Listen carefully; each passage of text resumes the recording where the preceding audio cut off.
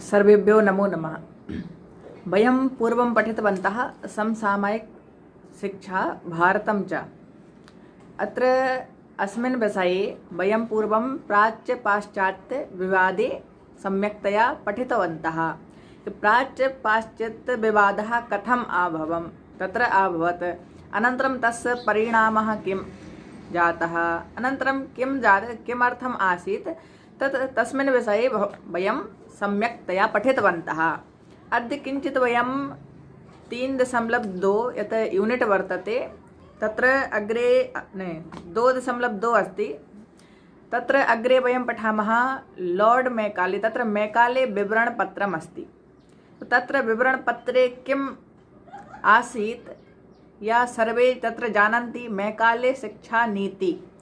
सा एव शिक्षानीति अधुना पर्यन्तं प्रचलिता वर्तते। परन्तु वयं जानीमः इदानीम् अस्यां तत्र वयं अस्मिन् चलच्चित्रे वयं पश्यामः तत्र किम् आसीत्, कदा सः तत्र प्रस्तुतं कृतवान्।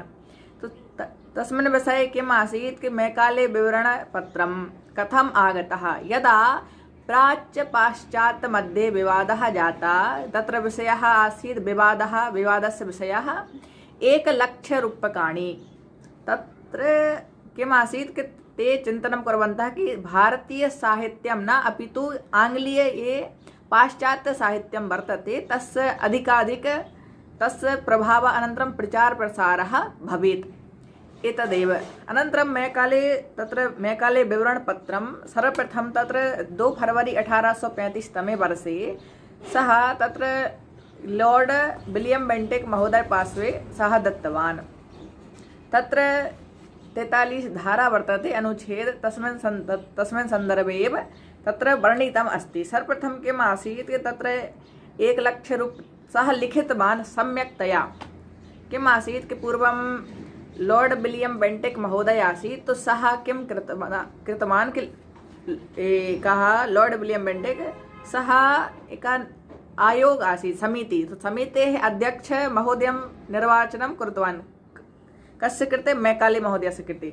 अनन्तरं लॉर्ड विलियम बेंटिक महोदय उक्तवान् कि भवान् एकं कार्यं करोतु, तत्र गत्वा सम्यक्तया पठित्वा कि प्राच्य पाश्चात्य मध्ये विवादः कथं जातः सम्यक् पठित्वा भवान् स्वमतं ददातु। सा एव शिक्षानीति अग्रे तत्र भविष्यति। तदेव सः किं कृतवान् अनन्तरं यत् लिखितवान् कि 1,00,000 रूप्यकाणि अस्ति, तो ईस्ट इंडिया कंपनी स्वतन्त्रतया व्यय करिष्यति। तस्य कृते कापि आक्षेपः नास्ति, एवमेव सः स्वतन्त्र अस्ति। अनन्तरम् अग्रे अस्ति यत् साहित्यं वर्तते, यत् साहित्यं तु आङ्ग्लसाहित्यम् अपि अस्ति, अस्माकं भारतीयसाहित्यम् अपि वर्तते।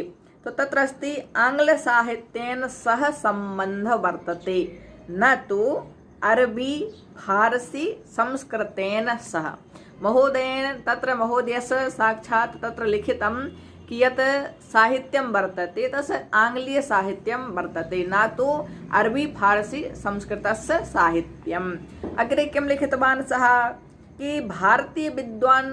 विद्वांसः विषये लिखितवान् कि ते एव भारतीय विद्वांसः भवन्ति ये लक महोदयस्य दर्शनं जानन्ति, मिल्टन महोदयस्य काव्यं जानन्ति, अनन्तरं न्यूटन महोदयस्य भौतिक विज्ञानं जानन्ति। ते एव भारतीय विद्वांसः भवन्ति। ते न भवन्ति, तत्र के न भवन्ति? अतः प्रश्नः आयाति, यदि ते भारतीय विद्वांसः भवन्ति तो के न भवन्ति? ये भगवद्गीतां जानाति, अष्टाध्यायी जानाति, अस्माकं भौतिक अत्र संस्कृतं जानाति, हिंदी तत्र अरबी फारसी जानन्ति, ते भारतीय विद्वांसः न भविष्यन्ति। ये आङ्ग्लसाहित्यं जानन्ति ते भारतीयसाहित्यं तत्र भारतीय विद्वांसः भविष्यन्ति। अग्रे तत्र लिखितवान् यत्र पाश्चात्य विद्वानस्य ज्ञानं यत् केवलम् आङ्ग्लभाषायां विद्यते। तदेव अस्ति, पाश्चात्य विज्ञानम् अस्ति तो आङ्ग्लभाषायाम् एव तत्र ज्ञानम् अस्ति। अग्रे माध्यमः किं भविष्यति, शिक्षायाः माध्यमः किं स्यात्। सः तत्र लिखितवान् कि प्रदेशीय भाषासु साहित्यिकविज्ञानम् अभावः। तस् प्रदेशीय भाषासु, प्रदेश अर्थात् अस्माकं भारतदेशे तत्र भारतराष्ट्रः अस्ति, तो अत्र विज्ञानं साहित्यिकविज्ञानम् अभावः वर्तते। अनन्तरं प्राच्यसाहित्य अविकसितम् अपरिष्कृतं च अस्ति। अस्माकं ते प्राच्यसाहित्यं लिखितवान् मैकाले महोदयः कि प्राच्यसाहित्य, प्राच्य अर्थात् भारतीय, तो प्राच्यसाहित्यम् अविकसितम् अपरिष्कृतं च वर्तते। अनन्तरं सः लिखितवान् यदि भवन्तः पठितुम् इच्छति चेत् बाह्यस्रोत मुख्यपुस्तकतः अनुवादं कृत्वा पठितुं शक्यते। मुख्यपुस्तकतः अर्थात् ते आङ्ग्लीय यत् पुस्तकानि सन्ति ते मुख्यपुस्तकानि सन्ति, सः लिखितवान्। अनन्तरम् अस्माकं यथा भारतीयपुस्तकानि सन्ति ते एवमेव अस्ति, ते तत्र अनुवादं कृत्वा लिखितवन्तः, एवं सः लिखितवान्। अग्रे आङ्ग्लभाषां प्रति भारतीयानां रुचि एदते, रुचि तत्र वृद्धिः भवति। अनन्तरम् आङ्ग्लविद्यालयेषु छात्राः गच्छन्ति न तु गुरुकुलेषु। तत्र लिखितवान् सः अग्रे कि आङ्ग्लविद्यालयेषु छात्राः गच्छन्ति न तु गुरुकुलेषु। अस्माकं भारतदेशः अस्ति, भारतदेशे आङ्ग्लीयाः विद्यालयाः सन्ति, तत्र छात्राः गच्छन्ति। यत्र अस्माकं देशे गुरुकुलाः सन्ति तत्र न गच्छन्ति, सः एवं लिखितवान्। परन्तु तद् विपरीतमेव आसीत्, पूर्वं तु गच्छन्तः सन्ति एव, इदानीमपि सम्यक् गच्छन्ति। अग्रे सः लिखितवान् कि राजा राममोहन राय भारतीय शिक्षां इच्छति, परन्तु तत्र किमस्ति, माध्यमः अंग्रेजी स्यात्, सः एवं तत्र लिखितवान्।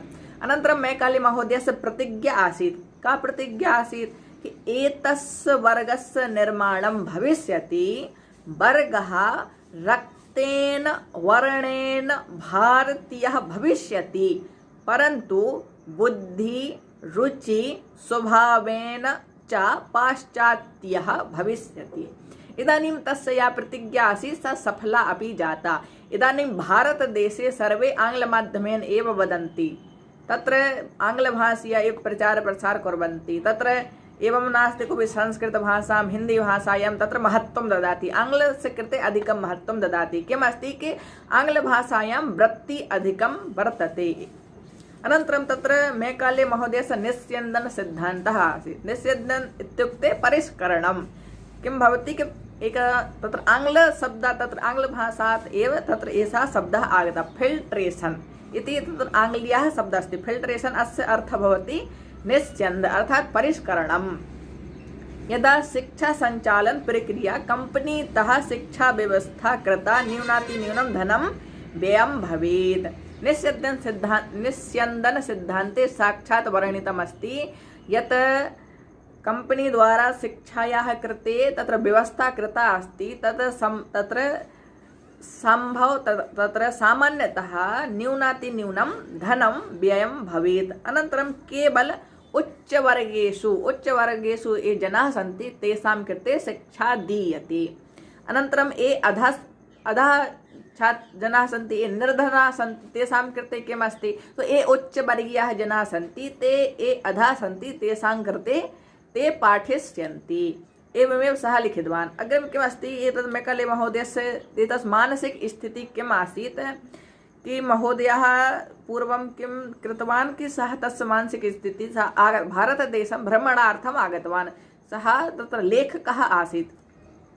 अनन्तरं सः दृष्टवान् कि अत्र तु बहवः जनाः सन्ति, एवमेव अत्र भारतीय गौरवः सन्ति, अत्र सर्वे जनाः विद्वांसः सन्ति, अत्र बहवो तत्र धन धान्यं सर्वं विद्यते, परन्तु अत्र शिक्षा व्यवस्था अपि सम्यक् वर्तते।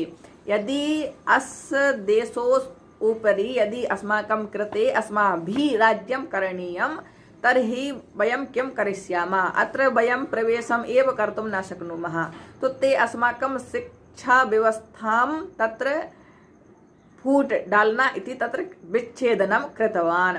तो शिक्षा व्यवस्था ते स्वकीय माध्यमेन ते चालितवान्। ते उक्तवान् कि ये आङ्ग्लभाषां पठिष्यन्ति ते एव श्रेष्ठाः सन्ति, ते एव विद्वांसः सन्ति, ये साक्षात् धारा प्रवाह संस्कृत आङ्ग्लमाध्यमेन वदिष्यन्ति ते एव साक्षात् तत्र विद्वांसः भविष्यन्ति। ये संस्कृतमाध्यमेन फारसी अरबी उर्दू इत्यादि वदति ते भारतीयः विद्वांसः न ते श्रेष्ठाः ज्येष्ठाः ते न सन्ति विदुषः तत्र न सन्ति। अनन्तरं तत्र प्रश्नः आयाति तो प्राच्य पाश्चात्य विवादः समाप्तं जाता अथवा न मेकाले महोदयस्य विवरणपत्रमपि आगतं तथापि प्राच्य पाश्चात्य विवादः समाप्तं न जातम्। अनन्तरं किम् आसीत् यदा 13 दिनानन्तरं तत्र किम् आसीत् कः सः एकः आसीत् अस्माकं महोदयजी लॉर्ड विलियम बेंटिक महोदय शिक्षा नीति तत्र उद्घोषिता कृत्वा अनन्तरं सः तु गतवान् स्वपदं त्यक्त्वा। अनन्तरं तस्य स्थाने एका लॉर्ड ऑकलैंड महोदयजी आगतवान्। तो लॉर्ड ऑकलैंड महोदयजी किं कृतवान् कि भारतीयानां कृते एकां सूचनां दत्तवान्। किं दत्तवान् तत्र कृतवान् कि 31,000 प्रतिवर्षं दीयते केषां कृते भारतीयानां कृते शिक्षायाः कृते साहित्याय साहित्यं विकासः भवेत्। तो अस्माकं भारतीयाः आसन् ते सन्तुष्टाः जाताः। अनन्तरम् एषः विवादः अत्रैव समाप्तम् अभवत्। अनन्तरं तत्र गवर्नर जनरल महोदय ऑकलैंड महोदयः अभवत् इति तत्र मेकाले महोदयस्य अपि इदानीं साक्षात् प्रक्रिया चलति एव सर्वे आङ्ग्लभाषां पठिष्यन्ति एव। अनन्तरम् अत्र चित्राणि अपि सन्ति भवन्तः चित्रेषु अपि पठन्तु। अस्तु सर्वेभ्यो नमो नमः पुनः धन्यवादः।